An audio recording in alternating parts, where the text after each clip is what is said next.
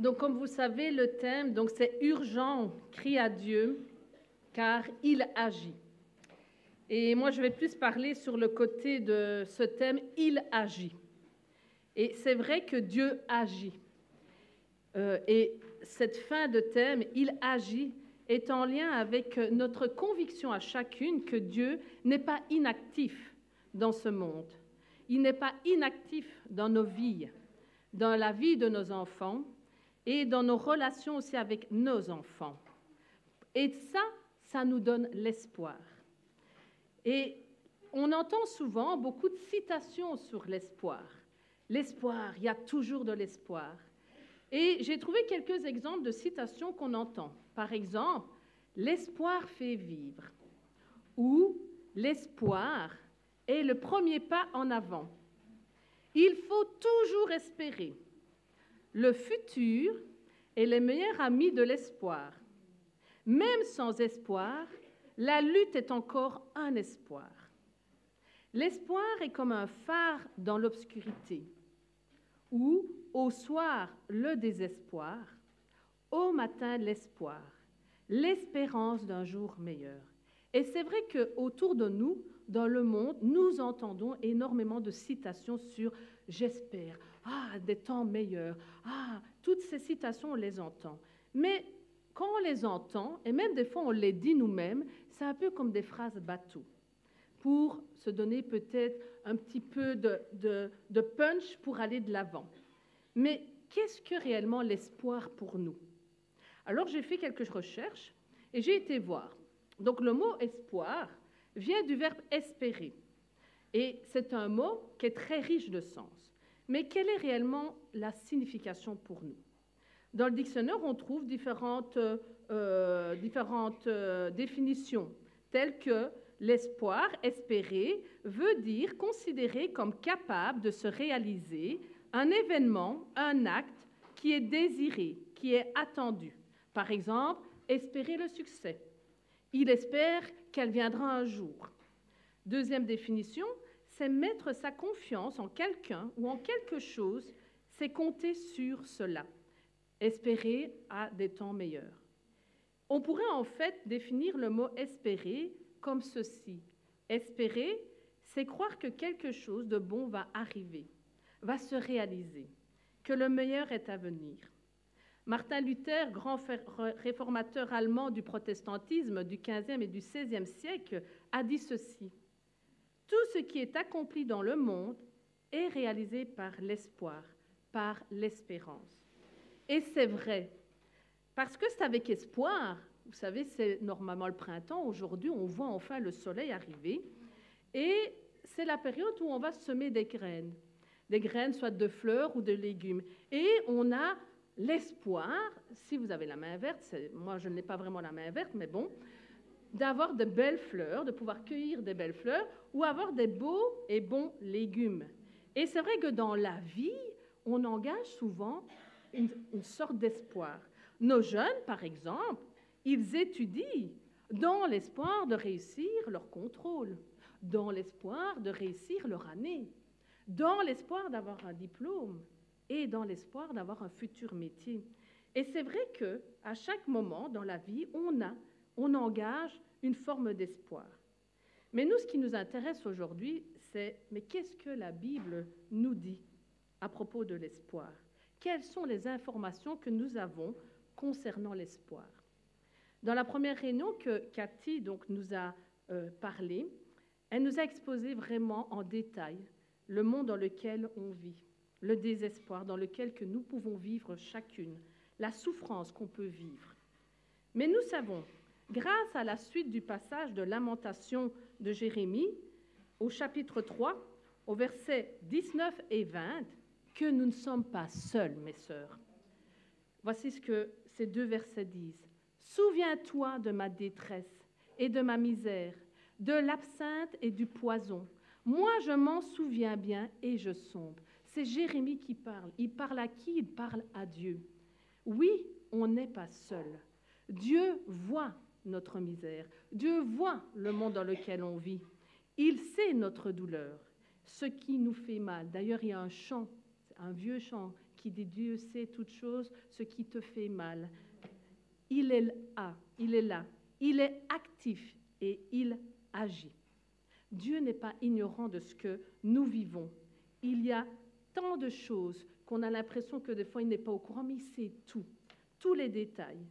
Lisons un peu la suite de Lamentations, chapitre 3, les versets 21 à 29. Voici ce que je veux méditer pour garder espoir. Les bontés de l'Éternel ne sont pas épuisées. Ses compassions ne prennent pas de fin. Elles se renouvellent chaque matin.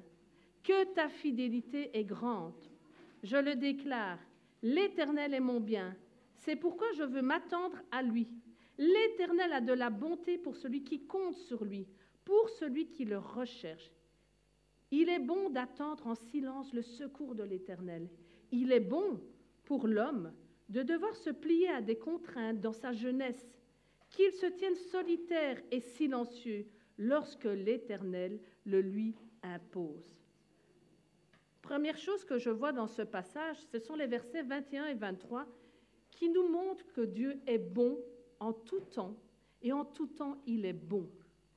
Alors que Jérémie est rempli de désespoir, il entrevoit une lueur d'espoir, au milieu de cette douleur, au milieu de toutes ces souffrances que le peuple vit, de toutes ces épreuves qui le submergent.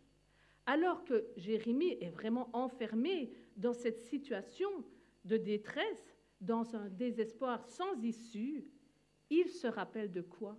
Il se rappelle des bontés et de la fidélité de Dieu. Et moi, ça m'interpelle parce que, et nous, comment est-ce que nous réagissons face à nos épreuves, face à ces moments désespérés, nous personnellement, avec nos enfants? Que faisons-nous lorsque nous sommes au fond du gouffre, que nous ne voyons aucune issue, quand on a vraiment l'impression que la terre s'écroule autour de nous? En qui et en quoi nos pensées se tournent-elles lorsque nous sommes au plus profond du désespoir? Et il faut l'admettre, à certains moments, on baisse les bras et on ne voit aucune solution.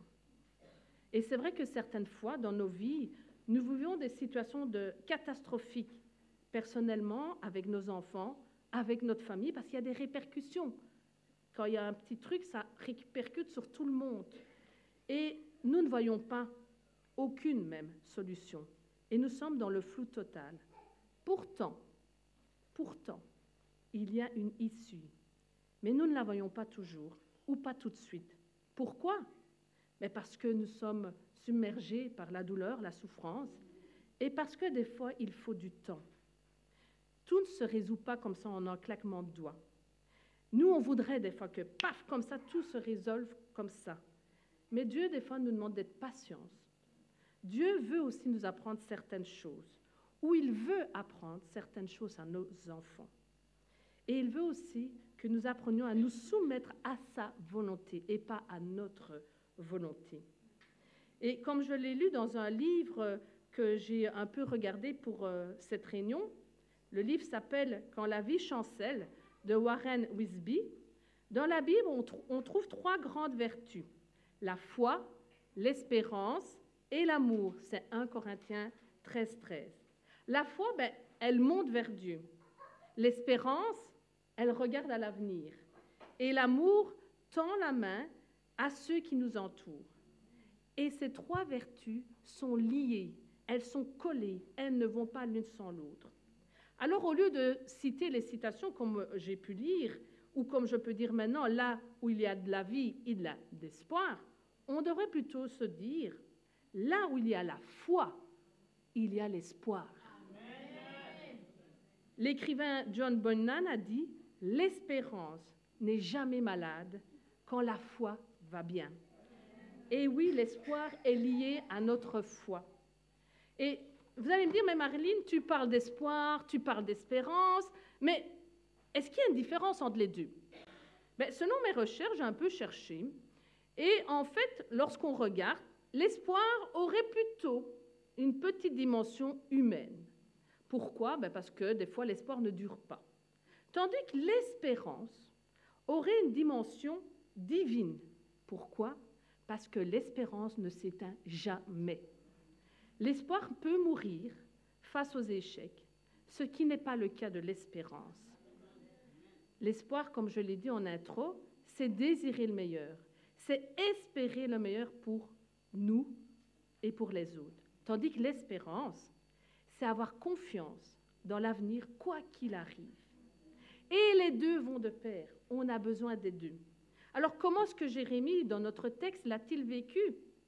C'est vrai que l'espoir est connecté et lié à notre foi. Et Jérémie l'expérimente. L'espoir de Jérémie est connecté à qui? À son Créateur, à Dieu. À un moment donné, il se tourne vers Dieu. Alors que c'est les moments les plus sombres de son existence, eh bien, là entre en jeu son espérance. Pourquoi? Parce que son espérance est fortifiée par la certitude que Dieu, l'Éternel, est, a été et sera toujours fidèle, quoi qu'il arrive. Il connaît son Dieu. Jérémie sait que Dieu reste fidèle, quoi qu'il arrive, et qu'il tient ses promesses. Et ça, c'est un réconfort pour chacune d'entre nous. Souffrir sans espoir, c'est vivre dans le désespoir. C'est laisser le désespoir gagner sur notre vie. Et dans ce domaine, nous avons l'exemple de Job dans la Bible. Nous avons tout le livre de Job qui nous parle aussi des souffrances, de ce qu'il a vécu. Et à un moment donné aussi, voilà ce qu'il dit, « Je mettrai en Dieu, en mon Dieu, toute mon espérance, quoi qu'il arrive. » Et nous aussi de même, notre espoir réside en qui? En Dieu. En la personne de qui? De son Fils unique, Jésus-Christ. Pourquoi? Parce que Jésus, en lui, nous avons une espérance vivante, car nous faisons confiance à un Jésus, un Sauveur qui est vivant. Jésus est notre espérance vivante. Et comme nous le dit le passage de Jean 11 que Cathy tantôt a un petit peu soulevé, Jean 11, versets 25-26, il nous est dit que Jésus est la résurrection et la vie, et que Christ est mon, est notre, est votre espérance. Il a vaincu la mort, et il est le créateur de la vie. Donc Jésus a tout pouvoir sur la vie et sur la mort. En quoi est-ce que Jésus est notre espérance vivante pour nous? Parce qu'il a le pouvoir, c'est le seul et unique qui peut nous pardonner de nos péchés. Jésus, qui est la vie, peut aussi restaurer notre vie. Il nous donne également la promesse d'une vie éternelle avec lui, de sa résurrection et la vie aussi dans son royaume avec lui. Apocalypse 21:4 nous dit « Il essuiera toute larme de leurs yeux. La mort ne sera plus. Il n'y aura plus de deuil, ni de cris, ni de souffrance, ni de douleur. » Oui, mes sœurs, ça c'est notre espérance. Un jour, tout ça n'existera plus. Mais pour pouvoir vivre cette espérance vivante, il y a des conditions. Et ces conditions sont importantes pour nous personnellement et pour nos enfants aussi. Mais nous devons bien sûr, premièrement, se reconnaître comme pécheurs, dignes du jugement de Dieu. Alors certains, des fois, on discute même avec des amis d'école ou des collègues, moi, « Oh, mais oui, mais non, mais moi, j'ai jamais rien fait de mal. » Et c'est vrai que monsieur tout le monde, madame tout le monde, a une vie correcte. Et c'est vrai, on a des amis qui ont une vie, en guillemets, correcte. Ils n'ont jamais fait de grandes choses. Et maintenant, on minimise tellement tout ce qui est mal, il n'y a plus rien qui est mal. Et alors, une fois, avec David, on avait reçu une dame à la maison, et elle ne comprenait pas ce que c'était le péché. Elle ne voyait pas ce qu'elle avait fait de mal. Et on a pris simplement l'exemple des 10 commandements. Et alors, il y en a un que personne ne peut pas respecter, c'est « tu ne mentiras pas ». Et là, elle a dit « Ah ouais ». Eh bien, on lui a dit « là déjà, c'est mal, on ment, Dieu n'aime pas le mensonge, donc on pêche ». Et c'est important de se rendre compte que le péché, il est en nous, c'est notre nature.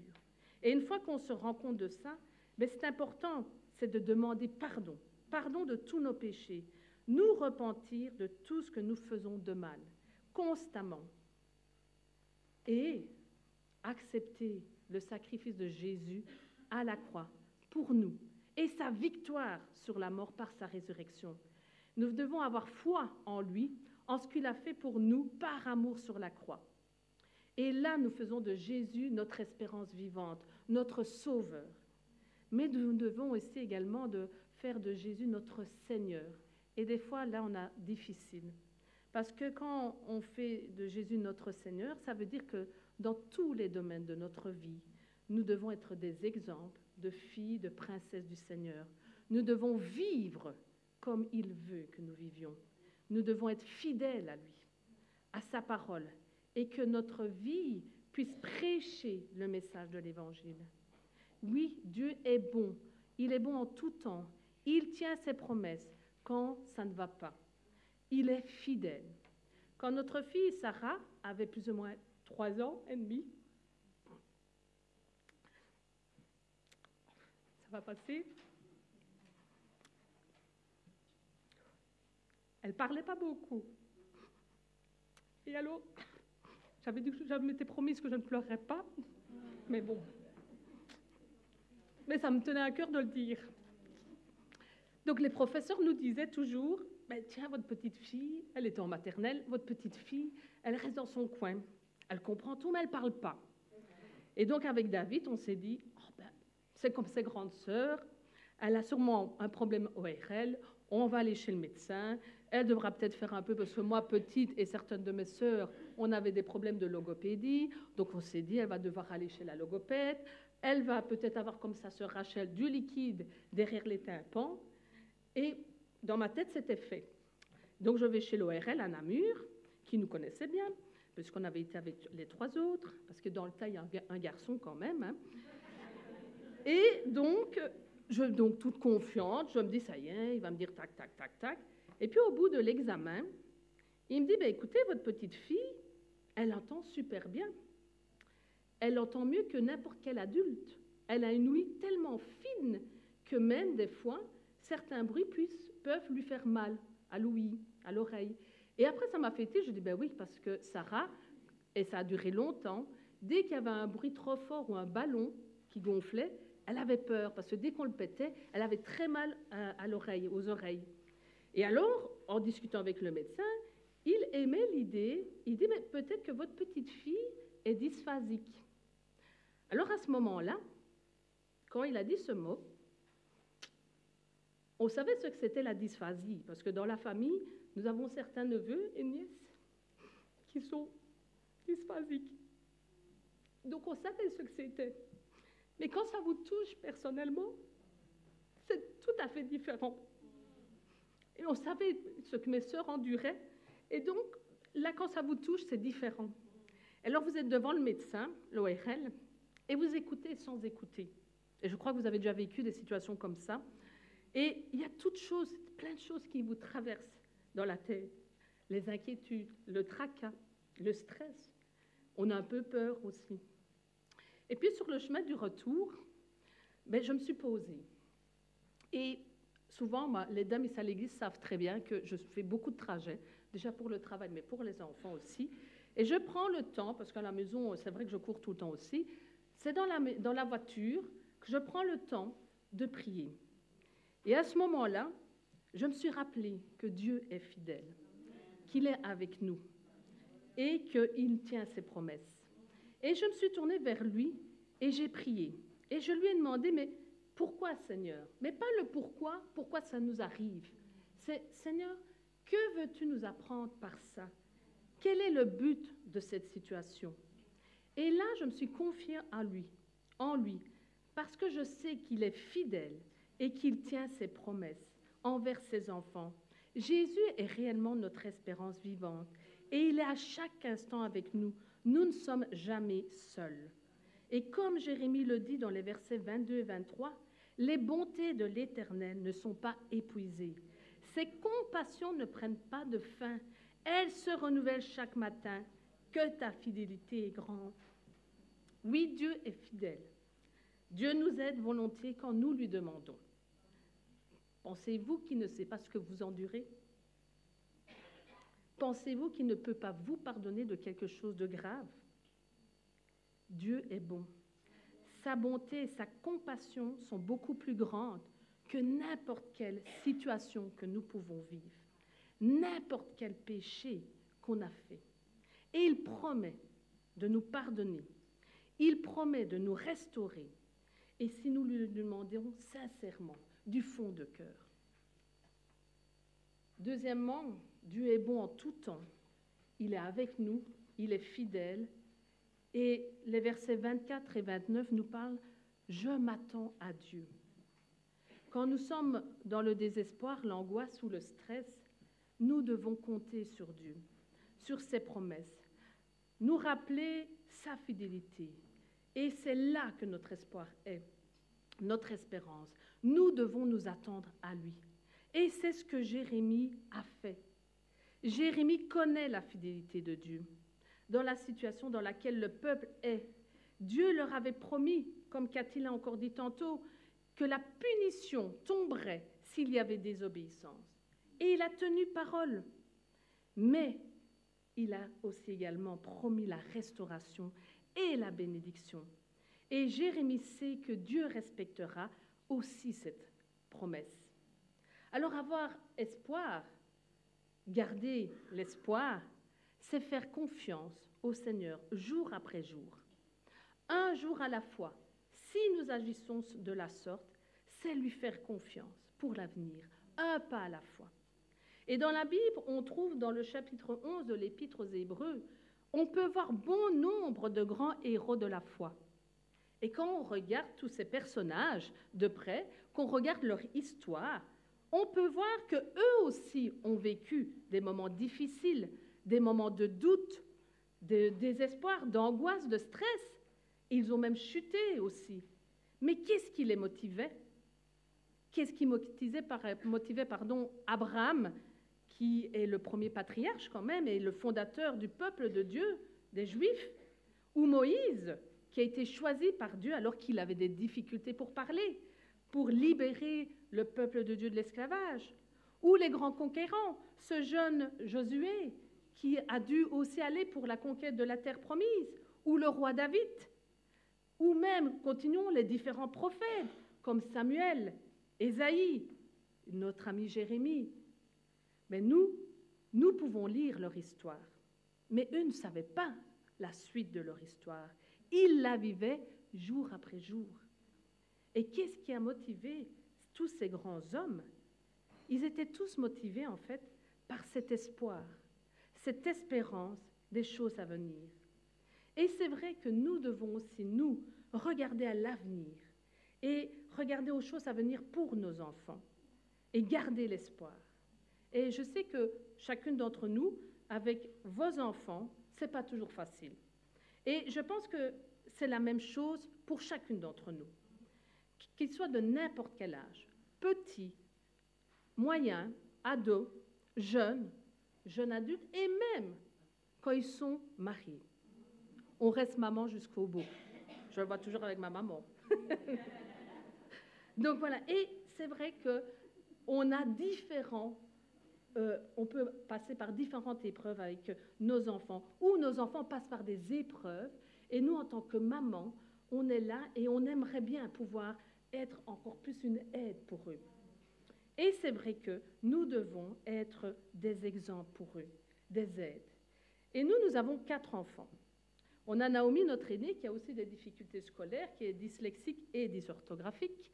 Depuis toute petite aussi, on l'aide beaucoup. Et on a essayé avec David de lui apprendre de compter sur le Seigneur.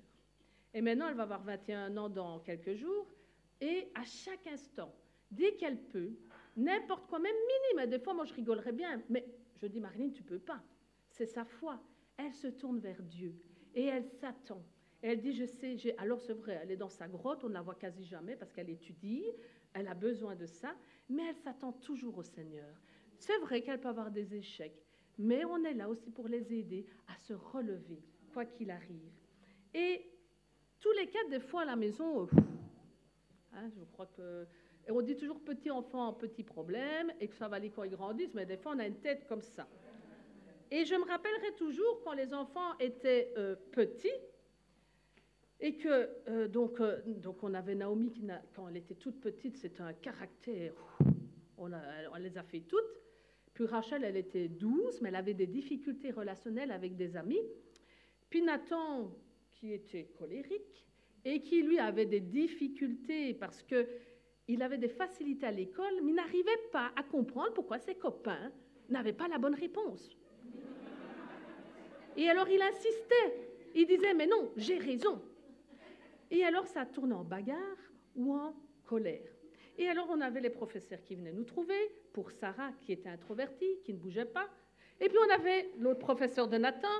Eh bien, Nathan, ben voilà, on a un petit souci, il a été puni parce qu'il s'est battu, parce que... Et le pire, madame, mais c'est qu'il avait la bonne réponse. Mais il n'arrivait pas à s'adapter aux autres enfants. Et alors, à des moments, ben, on est là, et on souffle, et à un moment donné, mais c'est vrai, on craque.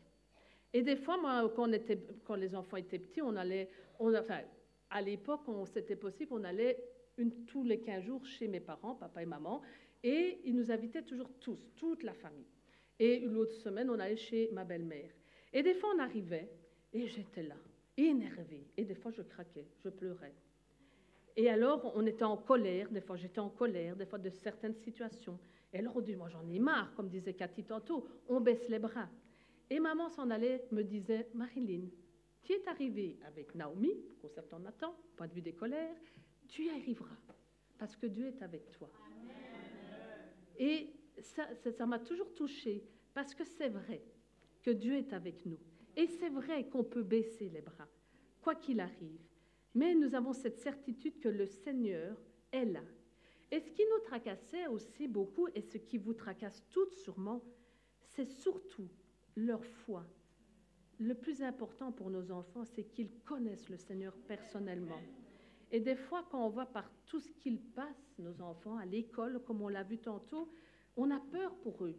Il y a tellement de choses qui s'ouvrent pour eux, et des fois, ils reviennent à la maison avec plein de questions. Et alors, où certains ont des envies, ou ils veulent essayer des choses. Et donc, on se tracasse surtout pour leur foi et leur intimité avec Dieu. Et alors, une petite anecdote, Sarah est revenue le mois dernier et elle avait vraiment des difficultés, elle est en deuxième secondaire maintenant, et elle avait eu 3 gros bilans le même jour. Donc, nous, on se bat toujours avec les professeurs pour qu'ils mettent en place ce qu'elle a besoin. Et elle avait vraiment très difficile. Et je ne te tracasse pas. Le Seigneur est là, il t'aidera. Et puis, alors, moi, elle m'envoyait des mots, je suis à l'étude, je revois, tac, tac, tac, tac, je dis oui. Et puis, elle revient à 4 heures et je dis, alors, Sarah, ça a été? Eh bien, maman, qu'elle dit, hein. Eh bien, je peux te dire que Dieu existe vraiment, hein, qu'elle me fait.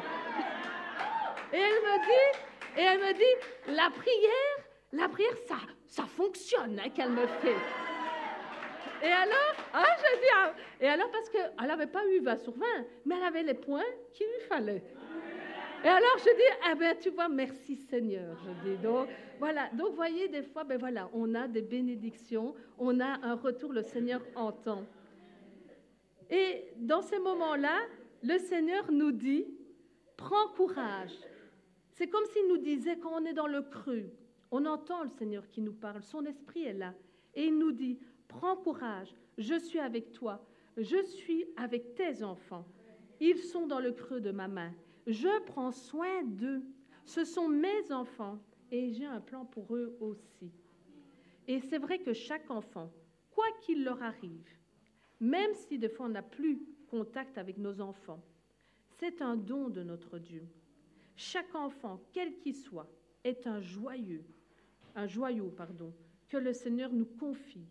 Nos enfants appartiennent premièrement à Dieu. Alors gardons l'espoir, la foi que notre Dieu fera de grandes choses pour nos enfants. Dieu sait, comme on l'a déjà dit, nous, on ne sait pas tout sur nos enfants. Nous ne voyons pas tout de nos enfants. Mais lui, il les voit à chaque instant. Il voit leur cœur. Il sait où ils sont. Il voit leurs difficultés. Il voit tout d'eux. Donc, soyons remplis d'espérance en notre Dieu pour nos enfants. Et c'est vrai que des fois, on veut tout tenir pour nos enfants. On veut tout diriger, tout contrôler. Mais à un certain moment, on doit se dire, voilà. Par exemple, nous, on a Rachel qui est partie cette nuit pour la première fois toute seule, sans nous, en Espagne, en avion. Et après, on s'est rendu compte que c'était la nuit de maman en prière. Et elle devait être à 3 heures du matin à l'aéroport à Bruxelles. Et je dis, David et moi, on est très protecteurs, ça, on doit apprendre à beaucoup plus, laisser un peu plus de liberté. Hein.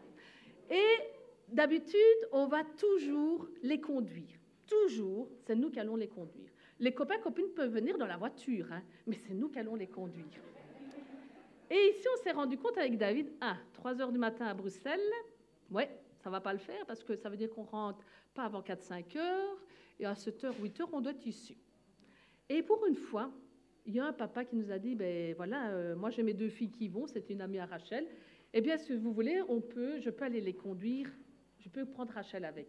Et là, je me suis dit, c'est vrai que je n'ai pas beaucoup dormi, mais surtout que c'est la première fois qu'elle prenait l'avion, mais bon. Et là, je me suis dit, ben, le Seigneur est au contrôle. Il sait, il la connaît, et il est avec elle là-bas. Bon, elle est bien arrivée, elle nous a envoyé des photos. Donc voilà, première expérience en plus, donc ça a été. Et justement, pour y arriver, on a des choses à mettre en place dans notre vie. Et la première chose, c'est d'avoir une saine discipline. C'est important d'éduquer nos enfants à n'importe quel âge, mais surtout depuis qu'ils sont tout petits, selon la parole de Dieu. C'est leur prêcher l'Évangile, c'est vivre l'Évangile, parce que c'est eux, nos premiers, c'est eux qui vont nous voir. Ils vont se rendre compte si oui ou non on vit ce qu'on prêche, et aussi avoir de très bonnes relations avec eux. Mais attention qu'il y a une différence entre parents et amis. Souvent, lorsque nos enfants grandissent, ils deviennent des ados, des jeunes adultes, et notre relation change, et c'est normal.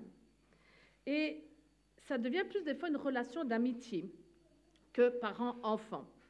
Mais il faut faire attention, parce qu'à certains moments, nous devons garder notre rôle de parents avec eux, tant qu'ils sont sur notre toit. Après, lorsqu'ils ont leur foyer et qu'ils sont autonomes, là, on a un rôle de soutien, d'écoute, de conseillère et d'aide pour nos enfants.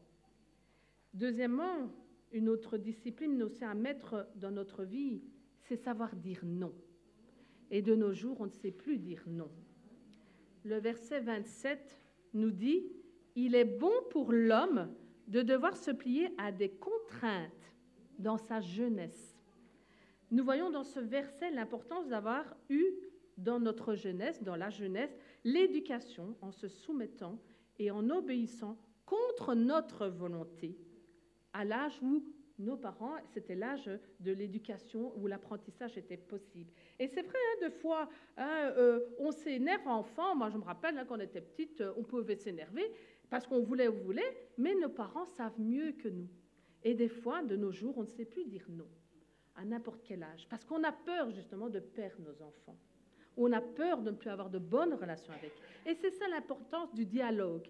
Et d'utiliser aussi, troisièmement, de prendre en exemple les bons comme les mauvais exemples de la vie. Pour cela, c'est comme je dis, il faut beaucoup de dialogue avec nos enfants. Il faut prendre du temps avec eux pour parler des cas d'échec connus au grand public, comme les cas de réussite qu'ils connaissent, afin de les amener à réfléchir et à voir ce que la Bible dit. Et aussi de réfléchir sur les conséquences de nos actes, parce que tout acte porté, il y a des conséquences. Et c'est vrai que, comme Cathy l'a dit tantôt, plusieurs fois, on voit Dieu qui rappelle à son peuple le parcours dans le désert, afin qu'ils se souviennent de tout ce qu'ils ont traversé, que ce soit les révoltes comme les victoires. Pourquoi ? Parce que Dieu veut que ça nous serve d'exemple, que ça leur serve d'exemple, pour eux et pour les générations futures, afin de ne pas répéter les mêmes erreurs. Et c'est vrai qu'il y a la chanson de Daniel Balavoine, « La vie ne m'apprend rien ». Eh bien, il y en a beaucoup qui pensent comme eux. Et ça, c'est grave. Les personnes qui agissent comme ça, ou nous pouvons agir des fois de la sorte, eh bien, de dire que nos enfants n'apprendront rien de leurs erreurs, ils continueront à échouer à nouveau. Attention, le but, ce n'est pas de culpabiliser l'enfant, non, loin de là, mais c'est de le faire réfléchir par lui-même, afin qu'il prenne les bonnes décisions et qu'il fasse les bons choix dans la vie à n'importe quel âge. C'est pour ça que des fois, dans certaines familles, il y a des répétitions de même désobéissance, de même péché de génération en génération. Pourquoi? Parce que maintenant, on n'explique plus rien. On excuse tout de nos jours et on se victimise. C'est jamais de ma faute. Et on réagit comme des enfants. On a des réactions d'enfants, d'ados, alors que nous sommes des adultes, nous sommes des mamans responsables et des fois on n'assume pas et on se trouve des excuses pour tout et pour rien. Mes amis, Dieu nous a confié nos enfants. Ce sont ses enfants et ils lui appartiennent en premier lieu. Alors prenons nos responsabilités avec sérieux et agissons pour eux. Et quoi qu'il arrive, ou quelle que soit la situation dans laquelle on peut être pour l'instant, rappelons-nous des versets, comme Jérémie le dit, versets 24 à 25. « L'Éternel est mon bien, c'est pourquoi je veux m'attendre à lui. L'Éternel a de la bonté pour celui qui compte sur lui, pour celui qui le cherche. » Alors en conclusion, on a besoin d'outils pour sortir de cette angoisse, pour sortir de ce stress, de ce désespoir, de ce ras-le-bol, quand le désespoir prend le dessus. Et nous devons veiller à notre hygiène de vie. Et vous savez qu'une vie disciplinée et organisée, ce n'est pas être autoritaire. Et ça n'empêche pas l'enfant ou le jeune de se développer ou de s'exprimer ou exprimer sa personnalité. Et ce n'est pas incompatible avec la satisfaction et le bonheur dans un monde qui, justement, est toujours à la poursuite du plaisir pour son bonheur et ne le trouve pas et termine toujours malheureux. Et un des outils les plus importants, c'est la parole de Dieu qui est l'épée de l'esprit. La Bible est le vecteur de transmission de l'espérance illuminée par le Saint-Esprit dans notre cœur. Qu'est-ce que je veux dire par là? Je veux dire que le Saint-Esprit, le Seigneur nous a donné son esprit. Il va utiliser sa parole pour illuminer dans son message à notre esprit et ranimer cette foi, cette espérance en lui dans notre cœur. Il y a tant de versets qui nous parlent de l'espoir. Nous avons Jérémie 29, 11, « Car je connais les projets que j'ai formés sur vous, projets de paix et non de malheur, afin de vous donner un avenir et de l'espérance. » Psaume 26, 13 et 14, « Attends-toi au Seigneur, agis avec courage, que ton cœur soit ferme et espère au Seigneur. » Romains 15, 4, celui-là je l'aime beaucoup. « Or, tout ce qui a été écrit d'avance l'a été pour notre instruction, afin que par la persévérance et par le réconfort que donnent les Écritures, nous possédions l'espérance. » Romains 15, 13, « Que le Dieu de l'espérance vous remplisse de toute joie et de toute paix dans la foi, pour que vous débordiez aussi d'espérance par la puissance de son esprit. » Romains 12, 12, « Réjouissez-vous dans l'espérance et soyez patients dans la détresse.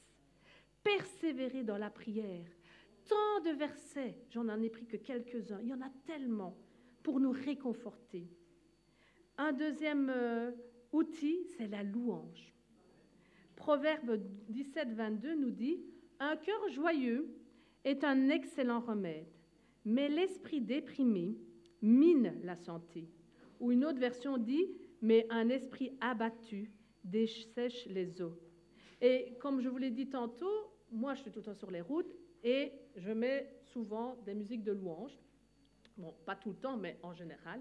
Et des fois, ben voilà, on recommence, on est fatigué, il y a eu ceci, cela, et on est abattu, que ce soit personnellement avec nos enfants ou notre grande famille en général. Et j'écoute, je prie, et puis il y a une louange, il y a un chant qui passe. Et là, les paroles sont vraiment pour moi à ce moment-là. Et là, je dis, oh, Seigneur, c'est vrai, tu es ma joie, tu es mon espérance, et rien ne t'est impossible. Tu es notre force. C'est important aussi de prendre le temps d'être à l'écoute et de chanter ces louanges. Et alors, le troisième outil, et c'est ce que nous sommes, des mamans en prière, la prière. Pour finir, la prière, quand elle n'est pas, bien sûr, obstruée par des péchés de la désobéissance ou de notre infidélité de notre part, la prière a une grande efficacité dans la vie du juste. C'est Jacques 5, 16 qui nous le dit. Si nous sommes convaincus que Dieu entend et répond, il n'est pas exclu qu'il va exaucer nos prières, même si nous ne voyons pas apparaître tout sur le moment que nous sommes sur terre. Notre confiance en lui est éternelle et elle est aussi mise à l'épreuve durant notre vie sur terre. Comme le verset 26 nous le dit dans ce passage, il est bon d'attendre en silence le secours de l'Éternel. Et c'est vrai que des fois, la réponse, l'exaucement n'est pas tout de suite, parce que Dieu sait pourquoi.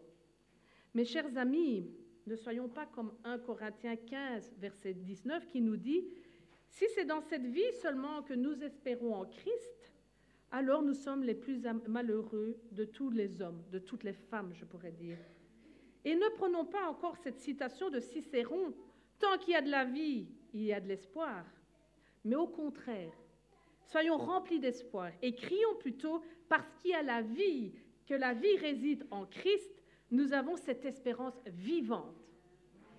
Et pour finir, encore une citation, l'espoir, c'est ce qui nous reste quand le désespoir nous envahit. Et c'est vrai qu'on a déjà rencontré des gens, des personnes, dont leur situation, nous personnellement, humainement, on se dit, mais il n'y a aucune solution, les pauvres, oh, comment est-ce possible? Et on ne trouve rien comme solution. Et que ce soit des relations avec leurs enfants, des handicaps, d'autres choses. Mais pourtant, alors là, c'est là qu'on est émerveillé par le Seigneur, parce qu'ils ont été vainqueurs sur leur situation. Pourquoi? Parce que leur espérance n'était pas dans une perspective lointaine, non.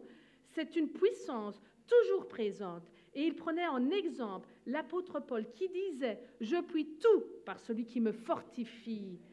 Je cours vers le but pour obtenir le prix de la vocation céleste de Dieu en Christ Jésus. » Alors, les versets 22 et 24 de Lamentation chapitre 3 de notre passage nous fournissent à nous, croyantes, à nous, princesses, filles du royaume du Seigneur, qui pouvons être éprouvées, désespérées, des paroles profondément encourageantes, de foi et d'espérance. Ces compassions ne cessent pas. Elles se renouvellent chaque matin. Grande est ta fidélité, mon Dieu. Je le déclare, l'Éternel est mon bien. C'est pourquoi je veux m'attendre à lui. Alors, mes amis, il est urgent. Crions à Dieu. Pourquoi? Car il agit. La prière reste et restera toujours une de nos plus grandes armes pour nous chrétiennes. Et je sais et je crois toujours que notre Dieu, quoi qu'il arrive, répondra toujours à nos prières. Et il fait encore des miracles de nos jours. Dieu est notre espoir. Jésus est notre espérance vivante. Amen.